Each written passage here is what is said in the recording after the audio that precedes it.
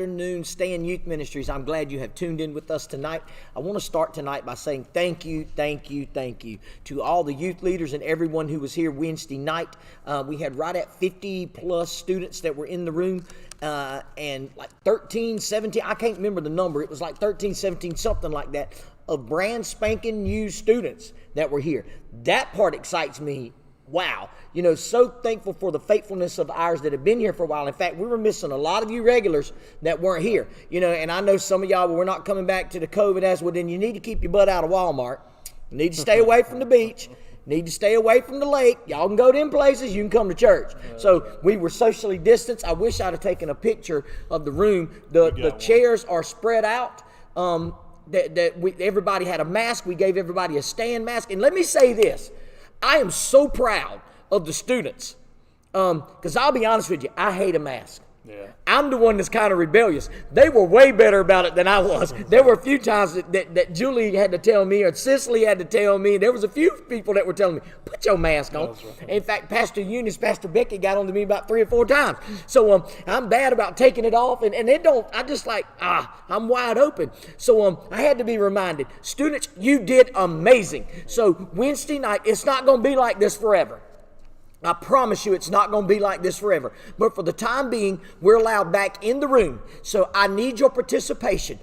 We've sprayed down the chairs. In fact, our spray bottles are right on the side of the stage. The chairs have been sprayed down. When they left out of the room, they were sprayed. We had people at the 9 Square thing with hand sanitizer. That word. Hand sanitizer, squirting them as they went into... Anyway, as they went into the 9 Square, we had people at the ping pong table, the foosball table, the pool table, the air hockey table that were making sure everybody was sanitized. We were wiping down the paddles as soon as they were done, and that kind of thing. So thank you to everybody who helped make that possible. Thank you to all you students who basically obeyed the rules of the room. I really appreciate that more than you know, because that allows us to be back in the room. So I look forward to seeing you this coming Wednesday night. We'll be kicking off a brand new series. Hopefully the band's getting their stuff together. They're practicing tomorrow night, so we'll have everything rolling and be ready to go Wednesday night with the Edge Youth Service at 7 o'clock. Thank you so much, guys.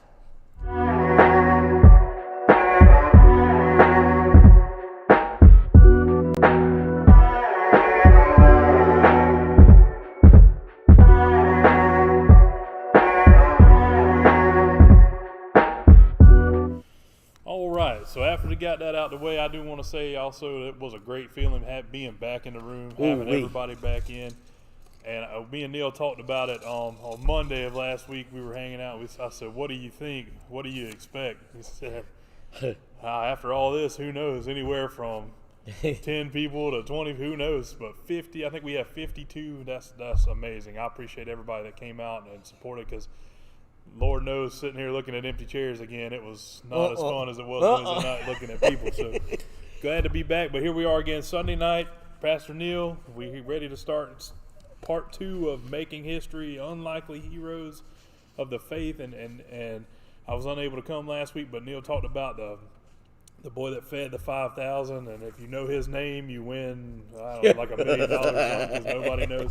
But so that's kind of where we're going. And I was reading over this afternoon. I was thinking, the text of making history, doing things great, and it really hit home with me, because I really struggle in this aspect of my life. And I'm gonna be 100% transparent with you guys tonight, because this is something that we all can do, and I fail a lot more than I do better of having the opportunity to do something, having the opportunity to make history. And a lot of times I let that opportunity slip by, and I think, well, somebody else can do that, or somebody else can do that. And you're reading over this, and you're talking about the story of the 5,000 in itself. Feeding the 5,000 itself is an amazing story, a miracle, and we always talk about that. But really and truly, the hero of the story was the boy that was faithful with his 5 loaves and his 3 fish, or whatever, 2 fish and the loaves of bread that he brought forward. And so that is the hero of that story. Right. He's the one that makes history. Right. Without him coming forward, there is no story of the feeding of 5,000. That's right. And tonight we're in the same thing. We're in Acts chapter 16, verses 1 through 15. We'll read through some of this, but the gist of the story is Paul is traveling. He's coming. He's got Timothy with him. Everybody knows about Paul and Timothy. I mean, they're literally the people that start the New Testament church. That's exactly right. So when you read the story about Paul and you read the story about Timothy, and you're like, man, that's two heroes of the faith. But there's a lot of people that come forward and do things in these stories and in these things that are not Paul and Timothy. I mean, Right. Paul is the father of the New Testament church. Right. Without Paul, we're not here today doing what we're doing. That's exactly right. And so that's the big main character of the story. But in like any other story, and even stories you read, there's always secondary heroes that do things that, Jesus and the disciples are preaching. They're going to feed 5,000 people. That's an amazing story in itself. That's right. But like I said, it doesn't happen without the boy with the fish Right. and the bread. So here we are. We're getting in. Paul and Timothy are traveling, and the gist of this message is when they come into Philippi, there's a lady named Lydia, and we'll get into more of that. But Lydia is the hero, the unsung, the making history, the no-name hero we're going to talk about tonight. Now, how many people, if you honestly say, because I've read this story myself, not necessarily the story, but I've read this passage myself a few times, and I don't know that I've ever come out and said, man, that Lydia, if it wasn't for her, That's right.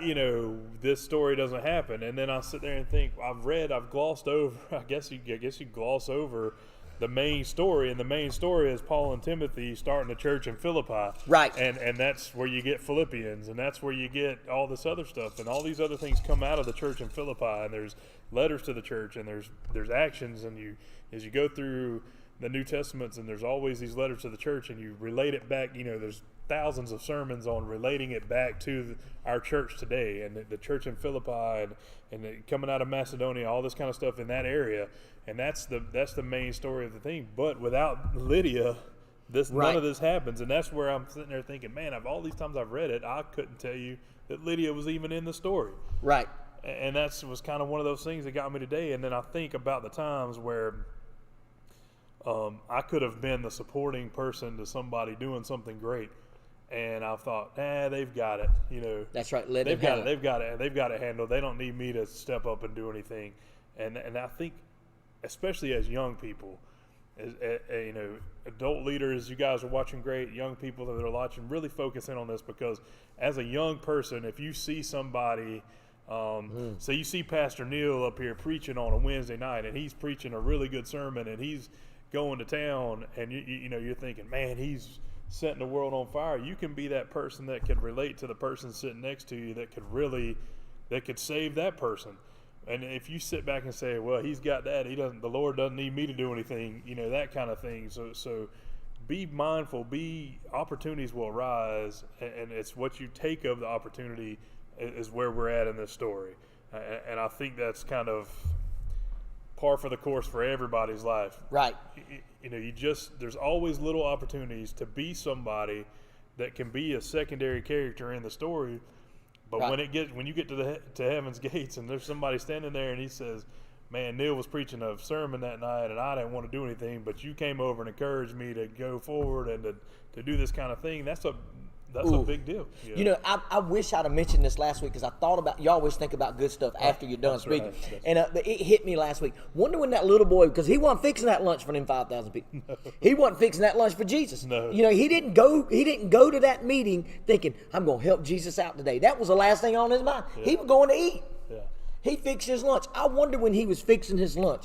That didn't run through his mind. Man, I can't wait. I need to wrap this a little different, because Jesus is going to take this out of my hand today. Right. That wasn't even in his thought process. That's right. And there's a lot of times we walk into the room. I'm not stupid. I miss Papa Joe McCants. Let's clarify I miss Papa Joe McCants so bad. Those of you know, Papa Joe McCants was the basically my daddy. I mean, we fished all the time, whatever, and he was an incredible man. In fact, I miss him tremendously. But Papa Joe McCants used to tell me all the time, son, you're a little dumb, but you ain't real stupid. That kind of thing. So I look at it like this. I'm not real stupid. I'm a little dumb, but I'm not real stupid. I know good and well the kids in this room, I'm not going to say all, because we just talked about what the word all means, but I'm going to say most. They're not here for Jesus. Let's just be honest. Yeah. And youth pastors, if you any of y'all clicking in and you watching, youth leaders, if you watching and you think they there for you, you're in trouble. Yeah. It ain't gonna last. They here to see who's here. They here because they may have a crush on somebody, and that's the reason they're here. Or they're here because we got a promotion going. Yeah. Or they're here because they'll get a new t-shirt. Yeah. Or they're here because their mom and daddy made them come. Right. Or they're not here. Not all. There's always an exception. That's right. But most, as teenagers, are not here. This youth group grew off of a Bible study and a pizza party. And I've told that forever. Drama team as well. But there were also two little girls that all of Sumter watched grow up on television because their grandparents owned Jewelry Wholesale. That's right. So every single Jewelry Wholesale, from the time these girls were born to they were, I don't know, a couple years ago, they were in like every Jewelry Wholesale commercial. That's right. And they're twins, Stephanie and Stacy Horton then. And I'm going to tell you something. It's one thing to see a pretty girl. It's another when God makes two that are gorgeous. Right. You know, these girls were, I mean, they walk into the room and it was like, whoa. You know, the whole room lights up. When these twins started coming to, in fact, I had an opportunity to take part in both of them's wedding ceremony. That's how they became a part of the youth group. But when they came to this youth group, I was amazed at how all of a sudden, one Wednesday night, that 3 boys in the room. Man, we had 3 boys on a Wednesday night and I can't tell you when. Then all of a sudden, a couple weeks later, they 10 boys in the room. What's going on here? Oh, gee, it took me a couple weeks, but I'm like, Stephanie and Stacy Horton, they done led all these people to church, you know, because, you know, and it don't take long, especially guys. We not as quick as girls. So I'm standing in the pulpit and I'm seeing all these guys in the room and I'm like, dang, man, that must have been a good sermon last week. They done coming to church. Yeah. They ain't coming for you, fool. They coming because Stephanie and Stacy in the room. And I've seen that. So I know when this boy fixed his lunch, he wasn't fixing his lunch saying, oh, I'm going to bless Jesus today with my 2 fish and 5 loaves of bread. That ain't what he was doing. But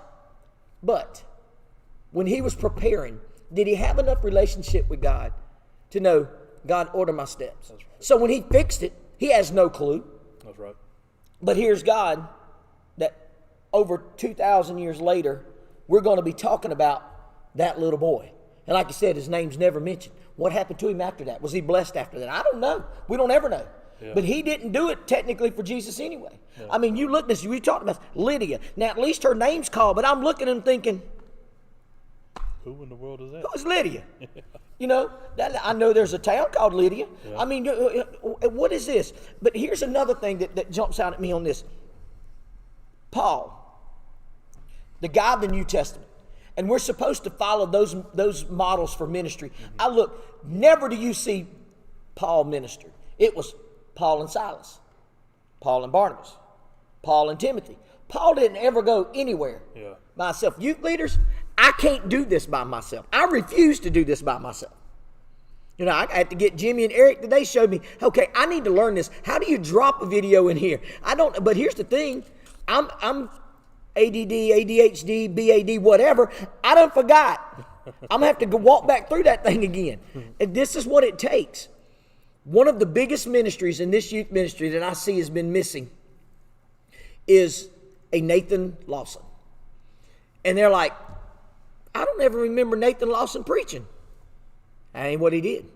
Nathan Lawson walked into the room on every single Wednesday night. He was the first one on the basketball court. Now, it helps when you can really play. And Nathan Lawson will shoot your eyeballs out. But, I mean, he's building relationships with these kids that we would go to Winterfest and all the kids, can I be in Nathan's room? He's built the relationship not from the pulpit, but from the basketball court, the 9 square, the pool tables. I mean, he's just, hey, man, how are you? My name's Nathan. And he just had that personality. And I thought about this whole story with Lydia. We know her name. These kids know Nathan's name. But you look, well, what did Lydia ever do for the church? Yeah. You have no idea what Lydia did for the church. We have no idea what Nathan did. You said it. You may get to heaven, and this guy's like, hey, do you remember when you said, no, I don't even remember doing that. Because it's not about that. Why are you doing it? And there's so many. You've seen it. You're from Cleveland, Tennessee.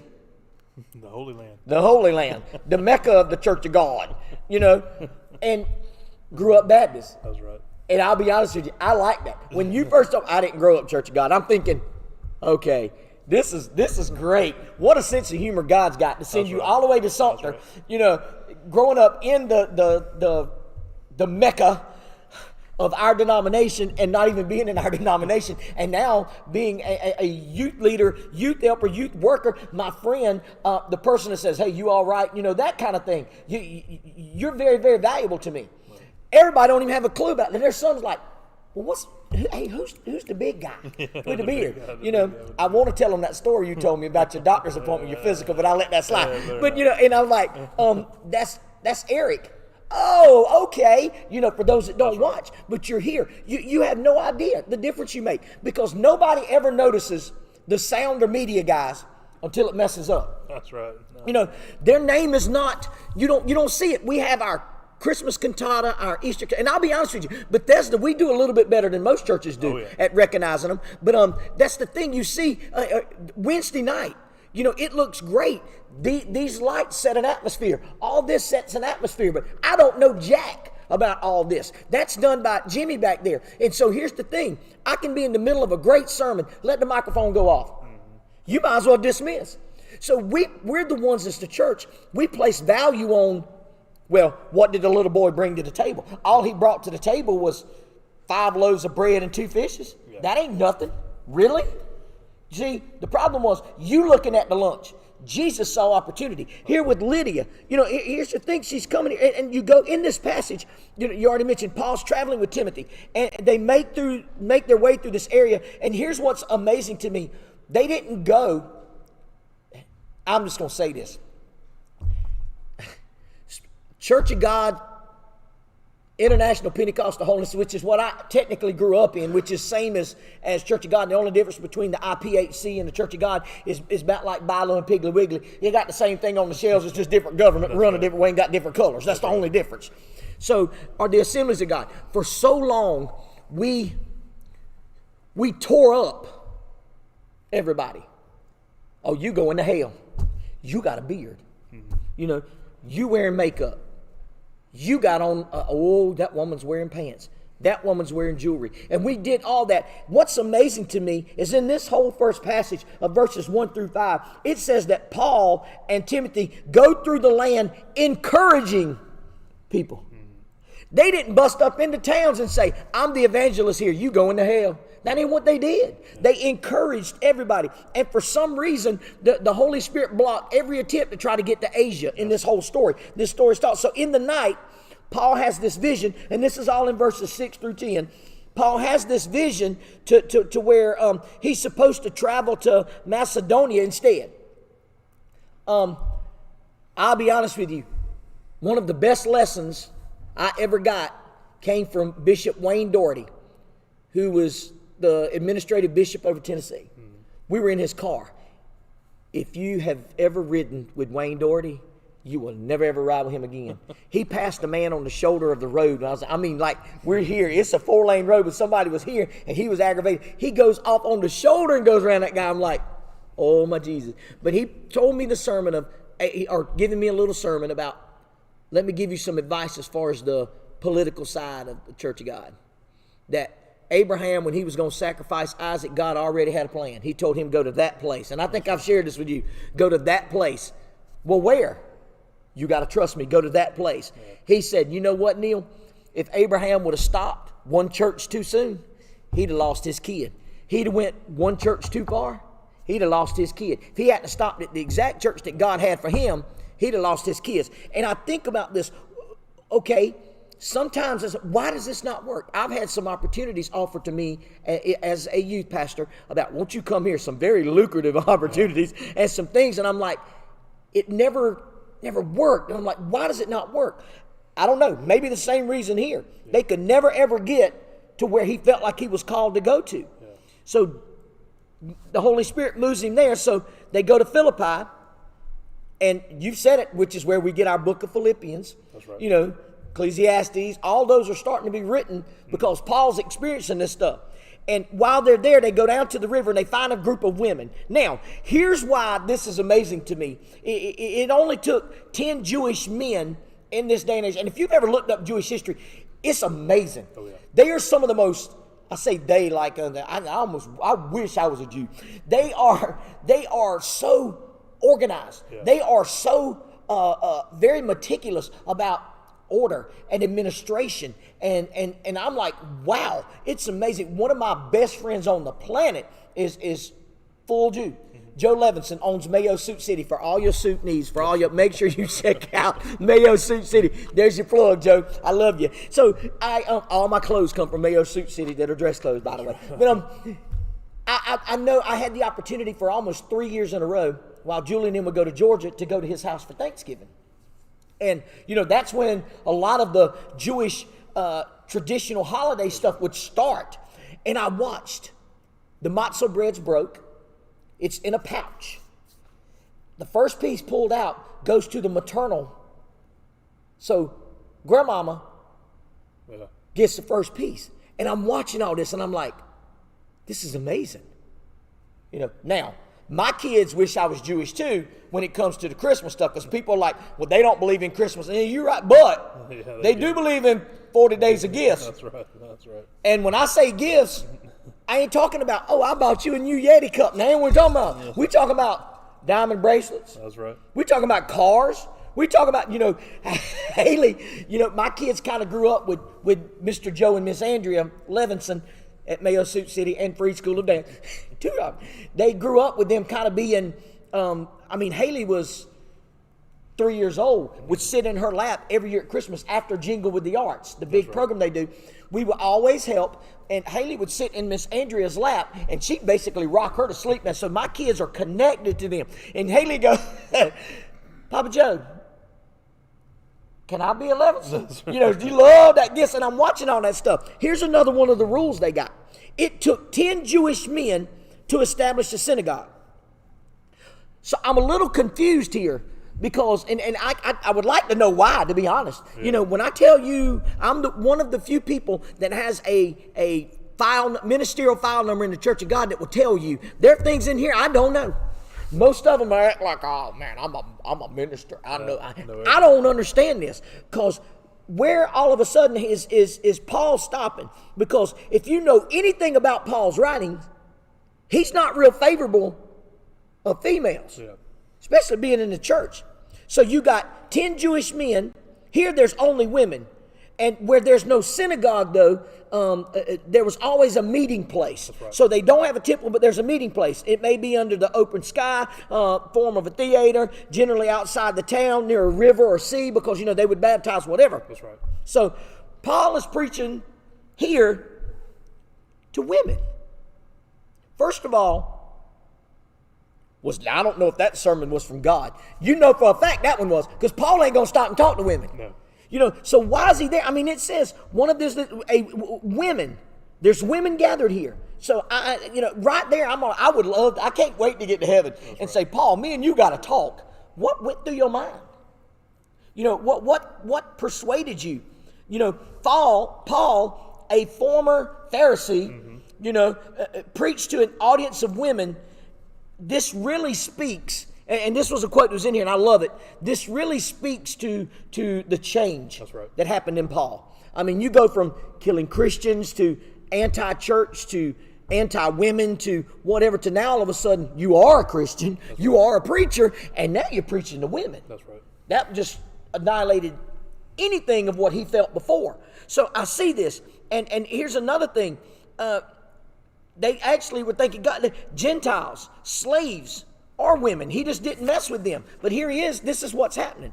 So this is what Mary Elizabeth Baxter, she is a writer for some of the commentaries or whatever. So I'm looking because I wanted to know. So I pulled out what most youth pastors probably don't have a clue what this is, but this is what my granddaddy taught me. You don't know something, look it up. We Google everything now.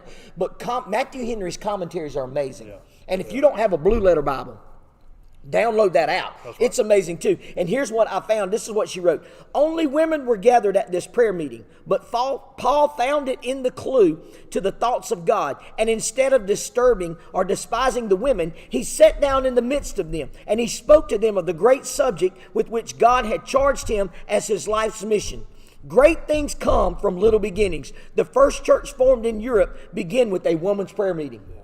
And I think that's as I read through this and I read that quote, and as we're getting here to this point where we're getting to Lydia now, and you look at how they got there. You go back and you look and you say, this text here, it says, for some reason the Holy Spirit was blocking their attempts to travel Asia. Yes. For some reason, and there's a lot of those things when we encounter in life. For some reason. What I want to do is not working out right now, like you said. Right. Or for some reason, I'm feeling like I should be over here. Feel like I'm getting called to do this, or the Lord's laying this on my heart for some reason. And it's funny how we always try to justify that. Well, for some reason, I don't know. I decided to do this or decided to do that. And like you said, it's almost like this story is in here to show us that the first church formed in Europe began with a woman's prayer meeting. Right. And like you said, that these traditions and these this order and this organization that the Jewish people had, especially back then, and everything was passed down. You only did things this way. Mm-hmm. You only did things this way. And how many times do we talk about churches? We only do it this way at our church. Right. We only do it this way in our youth group. We only do it this way in our thing. Well, God's sitting here saying, look, man, you can only do it this way if you want to. Right. But if you want it to work out, you need to do it my way. Uh-huh. Now, sometimes you hope and you pray and you sit there and you think, man, I hope what I'm wanting to do, and we hope as a church and we strive as a church and we strive as a youth group to what our vision is to be God's vision. Right. And we want it to be, well, we do it this way in our youth group, but we do it this way because that's the way God told us to do it. That's right. right. Sometimes we get out on our own. Oh, and amen. we say, we're only going to do this in our church this way because that's the way we want to do it. Right. Not because That's God right. told us to do anything like that. Yep. And I think at times we have to come back to these stories and say, look, yeah, every other meeting and every other synagogue and every other meeting place and little town and back then that you couldn't travel. Towns now are little town to little town to little town. That's right. You can travel to all of them in one day. That's back right. then, to go from town to town, it was a day's trip, a That's 2 right. days trip. So That's right. each town had their own little synagogue. Each Yep. town had their own little prayer group. Each town had their own little church per se, and it wasn't as accessible. So every town up until Paul gets to Philippi. Or Paul and Timothy get to Philippi and start preaching to these women was all formed by men. Absolutely. And so they were saying, you can't start a church in Philippi because you don't have 10 men to start a church. That's right. That's You can't start a exactly church. right. You can't do it this way because we've always done it this way. I'm going to open a can of worms right here. And there's some of my peers in Church of God be upset with this, but this is all back to the women should be quiet and don't say nothing in church. And, I've been asked, and this is why, I'm not one to kiss political booty in the Church of God. I didn't get where I am anywhere in the Church of God by diplomacy. I'm not. I'm Neil. So my thing is when you tell me, well, let me back up a minute. Being raised in a home where dad had no spiritual being whatsoever, my mom was the spiritual head of our house. Yeah. I am where I am because of my mama's prayers. Absolutely. Had my mom not been praying over me, I don't know. Yeah. I wouldn't have been prayed over. Yeah. So if you want to tell me that women shouldn't have an active role, they should be quiet in the church, I'm going to tell you, bull crap. Yeah. You don't want me on staff with you then. In fact, I'm going to tell you this is for being recorded. The best preacher in this church ain't the senior pastor, Pastor Sims. It's not the associate pastor, Howard Owens. It's not the youth pastor, Neil DeBose. It's Regina Owens. Regina Owens in that Sunday school class right there, the Life Spring class. She's like Joyce Meyer on crack. I'm telling you. And I tell people that when they were like, because, people, who do you think's the best preacher at your church?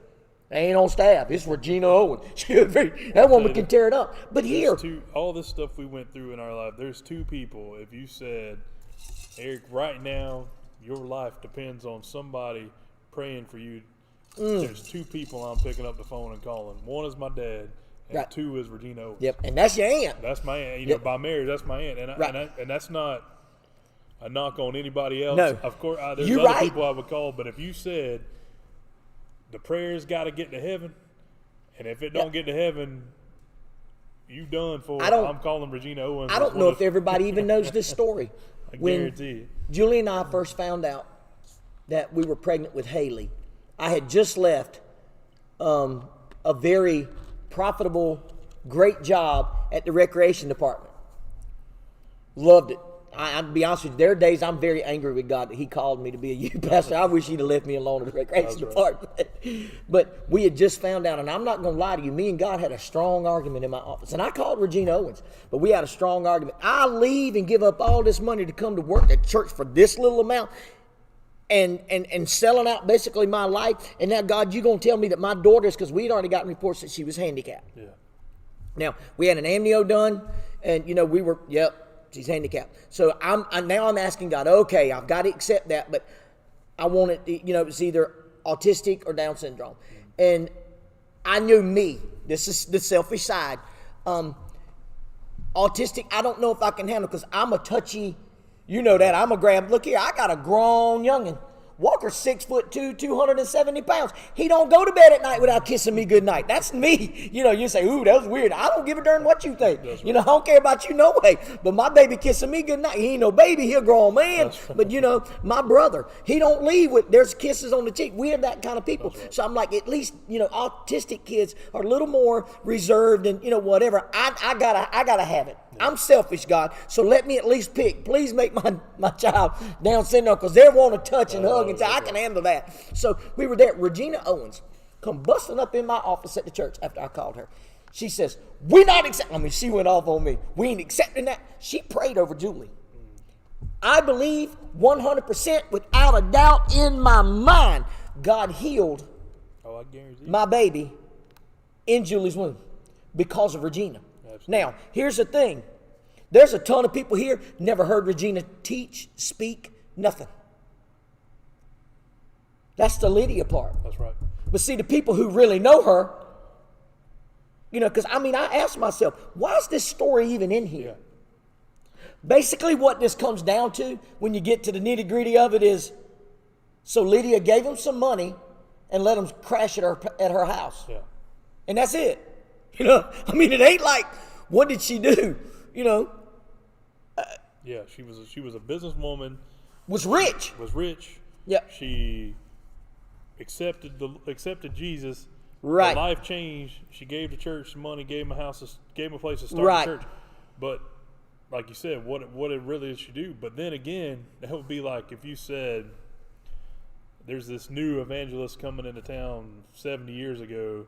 His name's Billy Graham. He don't have $5 to his name and right. needs a place to stay. He wants to start a church in this area. Would you be willing to?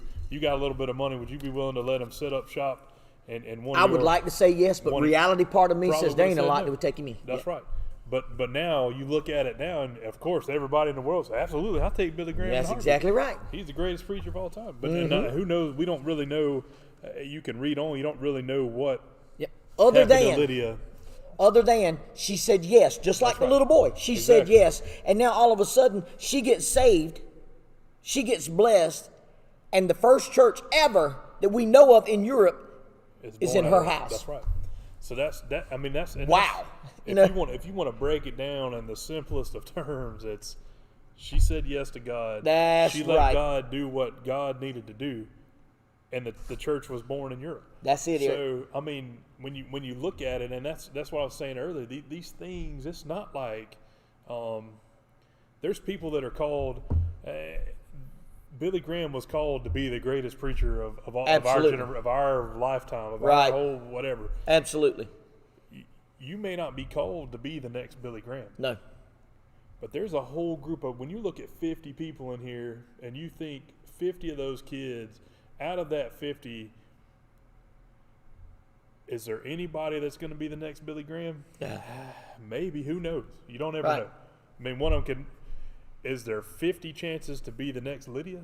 Yes. Absolutely. That's 100% guaranteed. That's exactly right. There's not a real good chance that you're going to be, break it down into whatever you want to break it down into, school, to sports, to whatever. Are you going to be the next Albert Einstein when you're in school? Probably not. Do you have an opportunity to be somebody that does something that could be Right. build on and be great? Yes. If you're playing sports, are you going to be the next Michael Jordan? Probably No. not. Could you be the next person that helps your team win and moves That's on right. to something and does Yep. something great? Absolutely. Yep.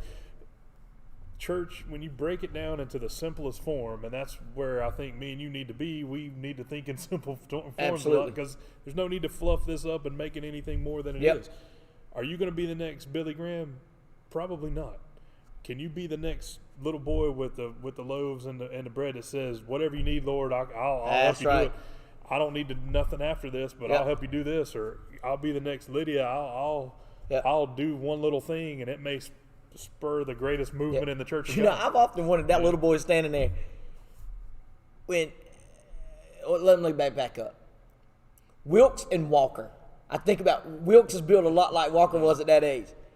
If Walker's got his lunch in a bag, and he know he gonna be there all day, I don't care if you Jesus. If you ask him for that food, he's gonna say, "Man, bump you." Yeah, I So mean, you ever wonder what that little boy was thinking? This is my lunch. Man, I'm about to eat those. Yeah, why this grown man, this bully thing to take my lunch? I don't care if y'all do call him Jesus. He being a look. I mean, I don't know what went through his head. You ever wonder why did he say yes? I mean, here's the thing. It says Lydia got saved there, so she's not saved. So what's she doing at this thing? What's her? Who got her there? Yeah, Somebody had to invite her. that's right. So there's somebody. I mean, that's what I'm saying. There's so.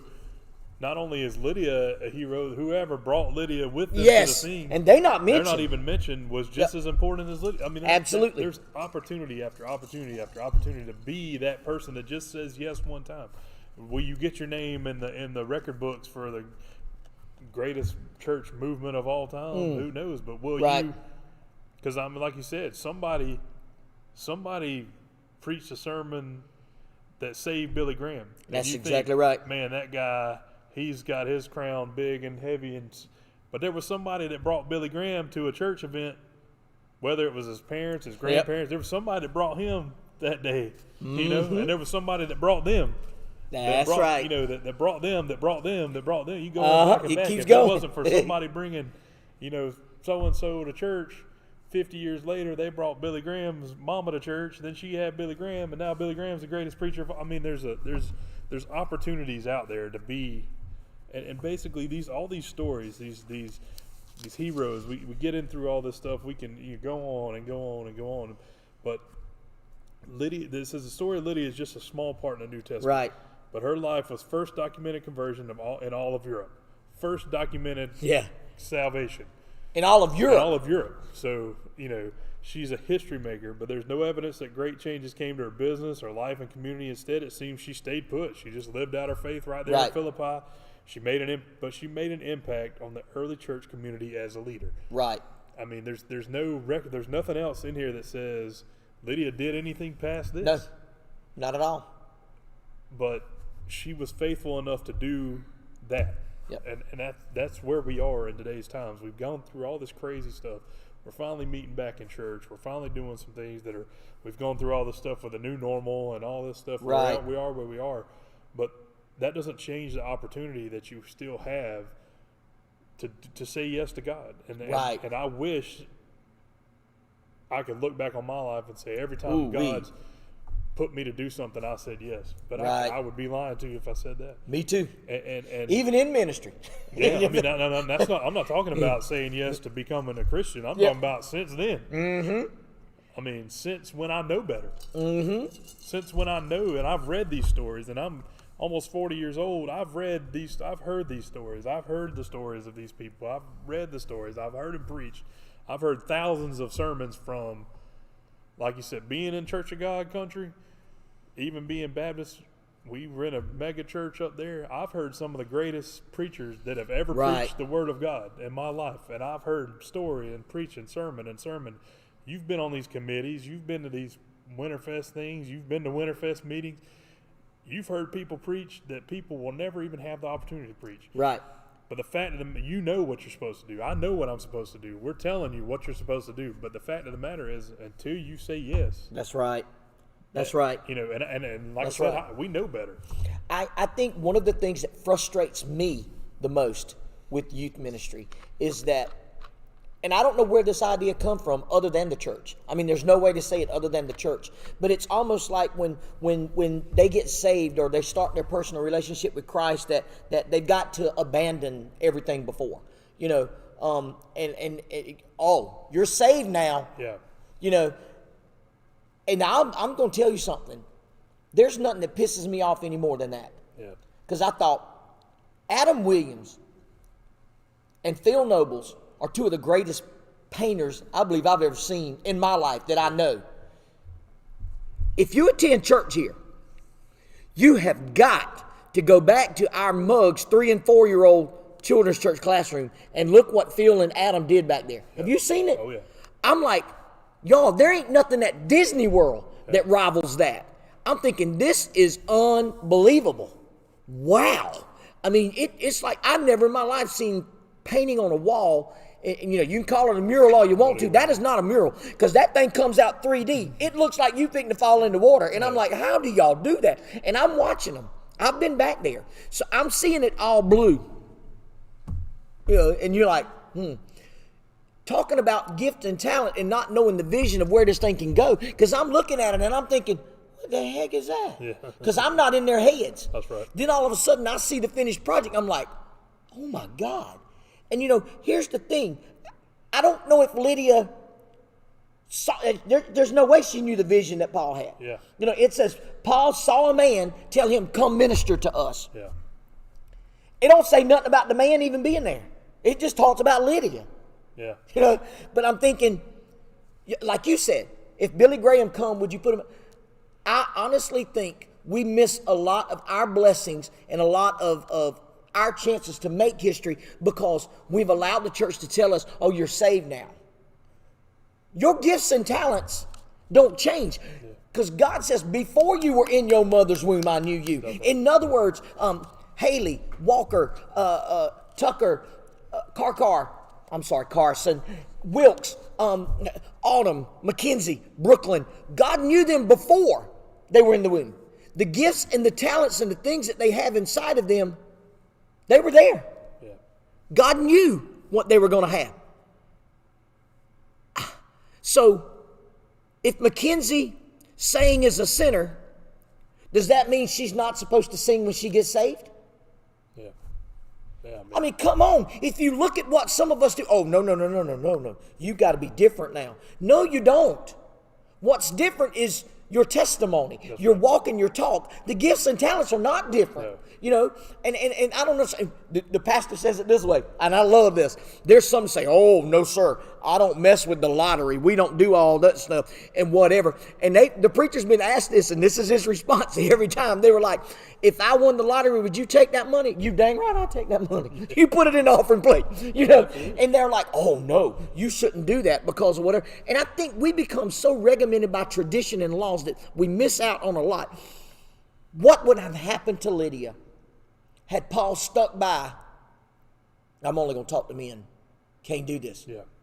You know, and it frustrates me because here you see them, and look, I get it. There's some that's called to be missionaries. I believe in missions. Absolutely. I do. But I have a problem when you can go do missions, but you can't invite your friend to church. Yeah.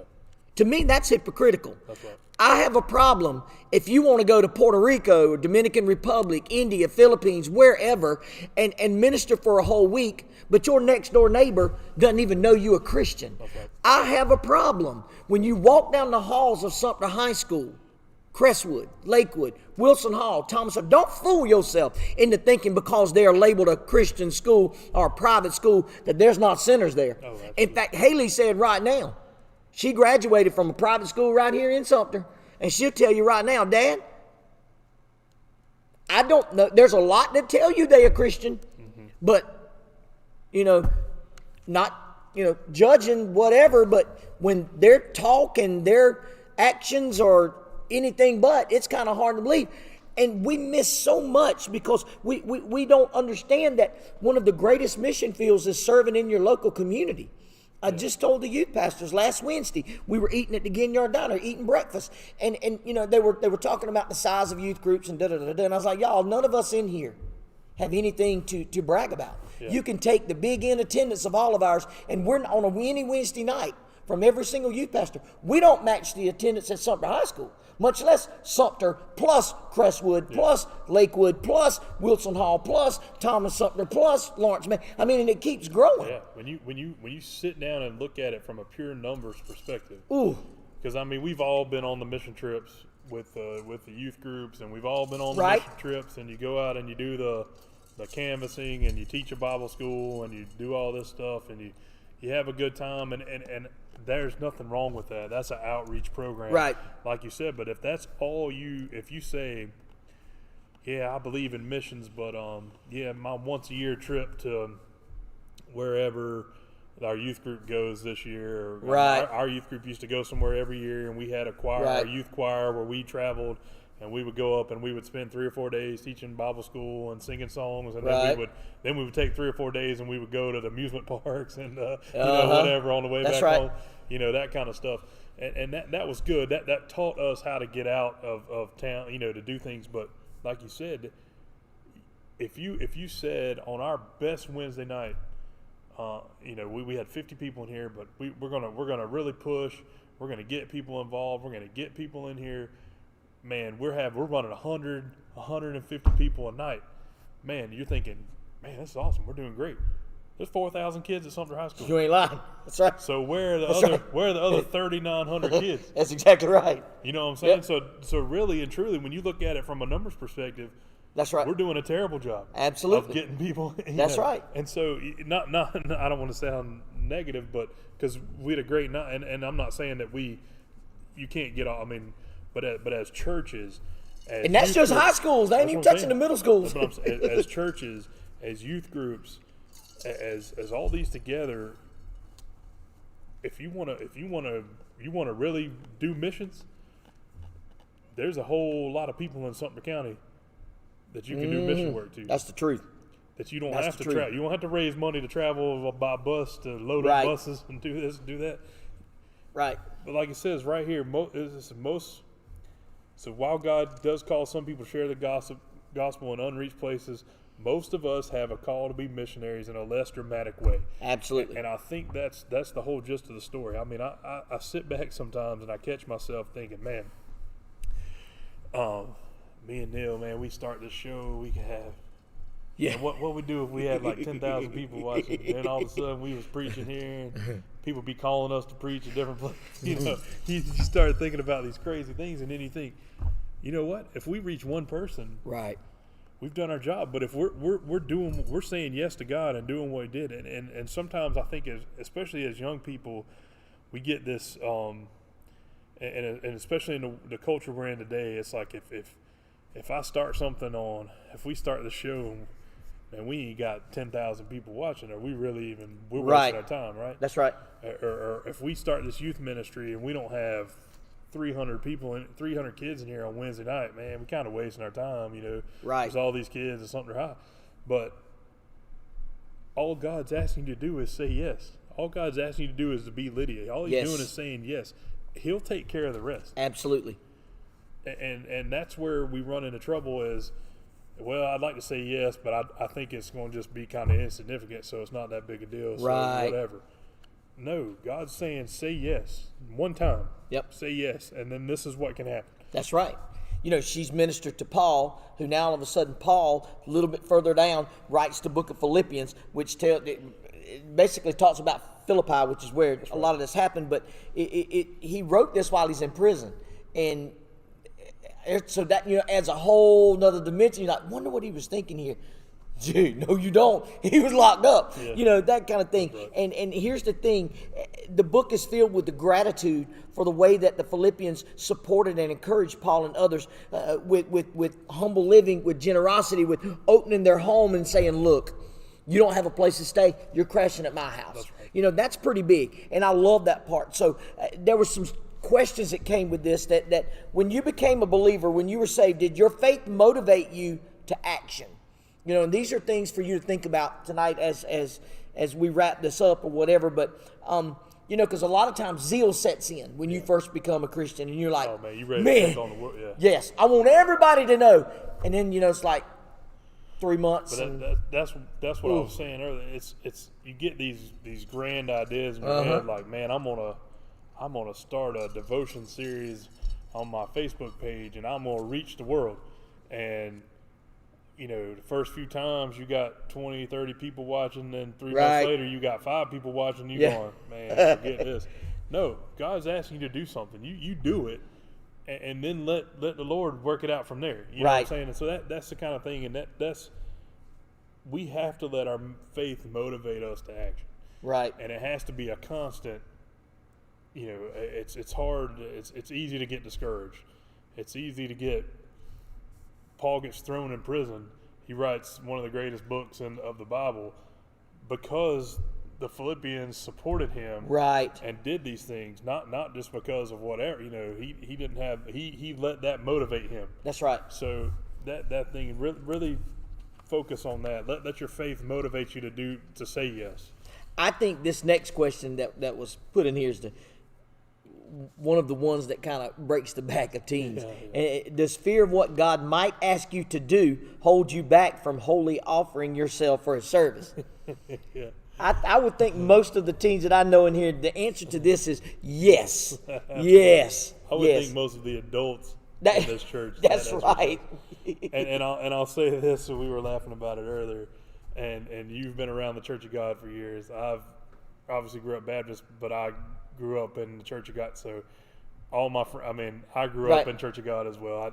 I know the Church of God, and I know the back work is. How many times have you sat in the service, and especially Church of God, the Baptist is not as bad about it, but Church of God, they start calling people up on stage. Oh yeah, and you going, oh please God, don't call me, please don't call me up, don't call me, please Lord, I promise, Lord, I will do better next week if you don't make me get up on stage and give my testimony and do all this. So, and I think that's a legit that's a kind of a funny example, but in seriousness, I mean you think, man, it takes a lot to say, Lord, I will go wherever you send me, right, except for this place, and even on a local note, Lord, let me be an example while I'm walking the halls of school. I ain't going to the boulevard, though. Well, stay off of Red Bay. or you know, these kids walking through Sumter High School, Lord, please use me in school. And then he says, there's the most popular kid in school. That's He's right. going to make fun of you when you go talk to him, but I'm telling you to go share your faith with him. You know that's what, right. Lord? I don't want to ruin my reputation. I'm a freshman and he's a senior and that kind of stuff. So, I mean, yes, and if anybody says they have never let the fear of God, what he might ask him to do, dictate anything, they're lying straight to your face. That's exactly right. Because I don't care if you're, I don't care who it is. Billy Graham can't say, no, I've never feared what God was going to ask me to do. So, I mean, yeah, that's, you know, but it says, how does Lydia's story encourage you just to be you in your community?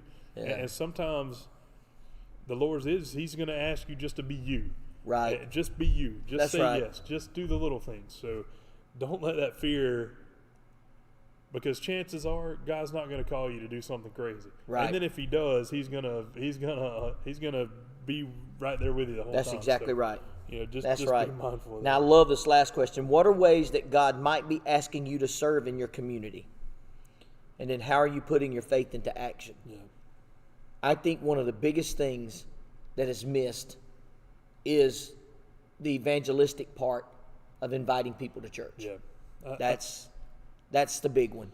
I think we get caught up a lot in, hey, our church has this, or our church has this program, or our church has this great music, and our church has, and we're blessed at Bethesda to have great choir music. We have good preaching. We have, you know, good people that go to this church. It's a very inviting, you know, when you get here, you know, we talk about welcome home and all this kind of stuff, and that's a great thing. And I'm not knocking on Bethesda, but as each individual person, we lose a lot. We've let the church or we've made the church have to have a coffee shop in it to get my friends to go, or have to have the best youth program, or have to have a this program or this Bible school program, or it's got to have this kind of music and it's got to have this and that. We've made the church do the outreach for us when we can say, that's right. Hey man, what you doing Sunday morning? Come to church with me, check it out. Right. That's kind of exactly right. That's the truth. And we've put it all on the church rather than taking some ownership in ourselves. Absolutely. And I'm guilty of that as well. I mean, I don't. And me too. I don't invite people to church like I should. No. You know, the smallest of things can make the difference. This morning, helping with Children's Church, it was Jersey Day, and I've been blessed with some great friends in my life that have, given me some gifts, and so having a pair of Air Jordans, the first original ones, and then having on a Jordan jersey this morning. I was standing in the foyer, and a young man's leaving church today, and he's like, "Oh man!" And I'd never seen him before. "Where'd you get those?" And I told him. He said, "Yeah, I'm just visiting. Only be here a couple of weeks." But man, and we started talking, and it opened up, and he said, "I may have to check this out Wednesday night. Come Wednesday night just to see what's going on." He said, "Because he was picking any old white guy wearing Air Jordans. He can't be all bad." We were laughing. He said, "I worked at Foot Locker for a while." Yeah. He said, "I can't believe you got those on." So about coming on Wednesday night, and I thought after he left, because it kind of fits into this. It had nothing to do with a sermon. Yeah. Had a pair of shoes. That's right. A pair of shoes opened up dialogue to be able to ask this kid to come to church. That's just you being you. Just being me. Yeah. And I think we let me say it this way. There's a ton of kids walking around the halls of your school that if you are who you say you are, they probably secretly admire you already anyway. That's right. Whitney Nobles Lawson used to struggle with this, where I just don't feel any. But what was amazing to me is she says, "But one thing about my friends, I'm the first one they call when something goes wrong and they need to, they need prayer, need to talk." I said, "And what does that say to you?" That's right. That kind of thing. We miss some of it, and I think it's because we're looking for the fame and fortune. Lydia wasn't. She was just saying, "Paul, come to my house." That little boy, he wasn't. With the bag lunch. It's just, and I think we need, when the right motive is, I want to see people connected to God and to the kingdom. That's right. And when that becomes the number one goal and the only motive that we have, it'll make a big difference. Yeah. My dad always tells me that the goal of churches, it should be 100% about growth of the kingdom. Mm. And I think as Christians, as churches, as cultures, we've gotten away from that being our focus. Amen. I agree. We've gotten into this. We're into numbers. We're into numbers. Oh, we want the numbers, and we want the thing, and that's. But. And let me say, Pastor Sims always says, "We count people because people count." That's right. And I believe that part of it. And I'm not. Numbers are great. Absolutely. The more people you have here on Sunday morning, right. the bigger your reach is. That's right. And I'm not saying we should only try to have 20 people here no. and make sure those 20 people are That's getting right. saved. No. That's not what I'm saying, but we've got to draw the focus on how can we get people into church to how can we get people into the kingdom. Yeah, I think the number part, I love it. That, like you just said, that was great too. The more people, the more opportunities. Yeah. But I think what we have done is we have messed up on the definition of success. Yeah. You got 300 kids. That's incredible. Really, but there's not a single one called to ministry. Yeah. Not a single one that you see spiritual growth in. So is that successful? Or do you look, you only got 10 kids in the youth group? Yeah, but one of them is in school to be a youth pastor, and one's already singing in the choir, and one's doing. So which one's more successful as far as kingdom? And I think we miss some of that. And it just, because we do focus a lot on numbers. And like I said, there's nothing wrong with that. But when that becomes the number one priority, instead of, no, I want to see spiritual growth in students, we miss some of it. I mean, it didn't have the men, all he had was women, but he spoke, and all you really hear is that Lydia was converted. Well, yeah, but look what Lydia did. That's right. And I think that's the difference. That's the key. That's right. Thank you guys so much. I think we're about out of time. Thank you guys so much for watching tonight. Remember, Wednesday night, 7 o'clock, we're back to normal church service. Y'all have no idea how excited I am. I'm working on a series right now. Hopefully I'll get everything finished up tomorrow, get the videos in or whatever. And band's practicing tomorrow night at 6 o'clock. Be praying for them with transition stuff or whatever. Now, let me say this real quick. Emma Elliott, we miss you. We understand what's going on, and we're praying for you and for your mom. If there's anything that the Stand Youth Ministries can ever do for you, because you've served an awful lot sitting on that piano stool, singing and playing and getting stuff together. I want you to know that is something that has not been overlooked. That's something of great value, but I'm not concerned about Emma, the keyboard player and incredible vocalist, not being here. I'm concerned about Emma, the person. And I want you to know that we're praying for you. We're lifting your family up. If there's anything that we can do, please let us know. I love you all, and I can't wait to see you Wednesday night, 7 o'clock.